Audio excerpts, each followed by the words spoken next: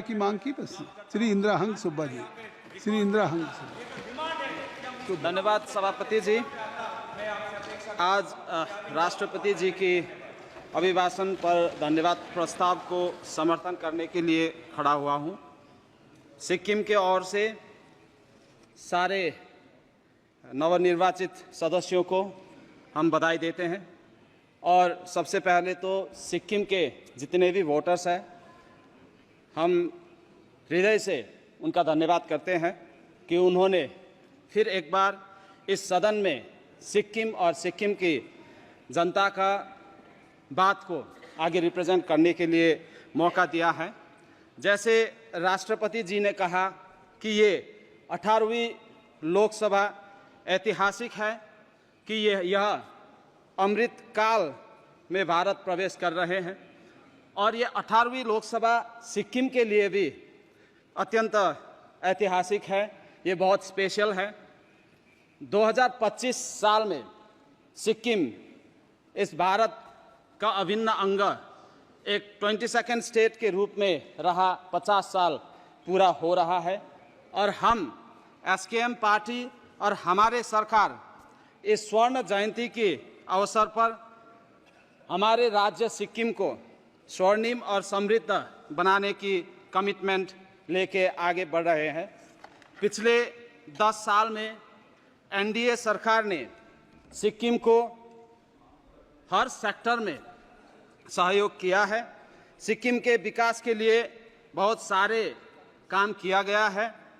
जो सिक्किम एक हिमालय राज्य है और वहाँ के रोड्स बहुत नैरो हुआ करता था और सिक्किम में एक ही नेशनल हाईवे था जो कि सेवक से लेके गैंगटोक तक 2 लेन वाला था और आज भी वो सेवक से लेके रंफू तक का जो NH10 का स्ट्रेच है, इसमें बहुत सारे डिस्टर्बेंसेस है।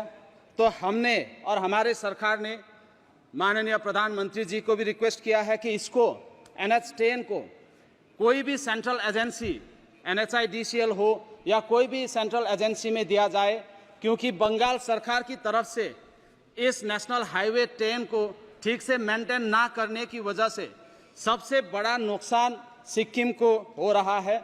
और हमारा स्टेट एक ब्यूटीफुल स्टेट है। आप सब कहीं हम सदस्यों ने सिक्किम में टूरिज्म और घूमने के लिए आए होंगे और लास्ट 10 इयर्स में तो एनडीए सरकार बनने के बाद हमारे मंत्री लोग हर एक 3 महीने में, हर एक महीने में सिक्किम आ रहे हैं और सिक्किम एक बहुत ही पीसफुल स्टेट है।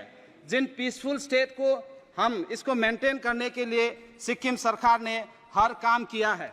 लेकिन रोड की जब बात आती है सभापति महोदय, हम आपके माध्यम से सरकार को ये बताना चाहते हैं कि हिमालयन रीजन में सिर्फ सिक्किम की ही बात नहीं, चाहे कोई भी हिमालयन रीजन हो, उस रीजन में टिपिकल इश्यूज रहते हैं और वहाँ पे ज़्यादातर 5 से 6 महीने तक तो मानसून चलता है और मानसून के चलते वहाँ पे इतना ज़्यादा लैंडस्लाइड्स होता है कि रोड डिस्टर्ब होना वो ऑब्वियस है।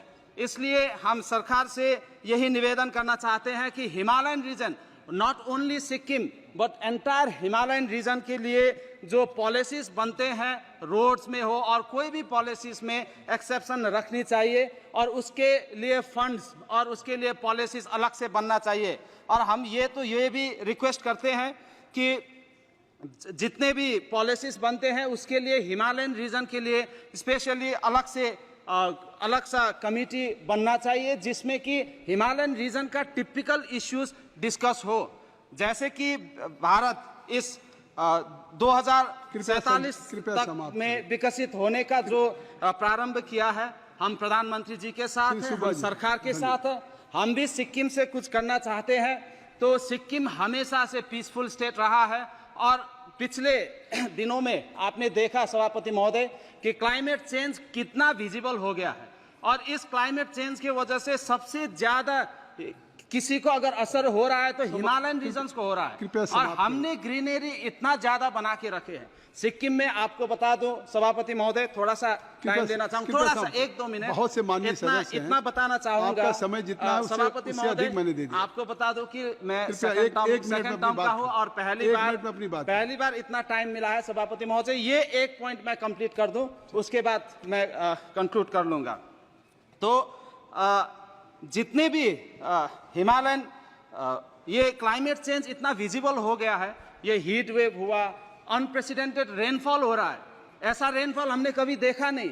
और सिक्किम में लास्ट ईयर इतना बड़ा फ्लड हुआ जिसका हमें एक्सपेक्टेशन था ही नहीं, और इसका रिपोर्ट हम पूरा बना के सरकार को दे भी चुके हैं, और एनडीए सरकार हमें पूरा सहयोग कर रहे हैं इसमें। धन्यवाद। तो हम बहुत बहुत इतना चाहते हैं कि सिक्किम के लिए भी और हिमालयन रीजन के लिए अलग सा पॉलिसी बनाने का, डिस्कशन बनाने का एक कमेटी बनाया जाए, जिस कमेटी में हमारा टिपिकल इश्यूज हो, और इस डिलिमिटेशन के साथ हमारे वुमेन एम्पावरमेंट को भी आगे बढ़ाया जाए। इसी के साथ मैं राष्ट्रपति जी का अभिभाषण का पूर्ण समर्थन करता हूं। Thank you so much. Shrimati Lovely Anand.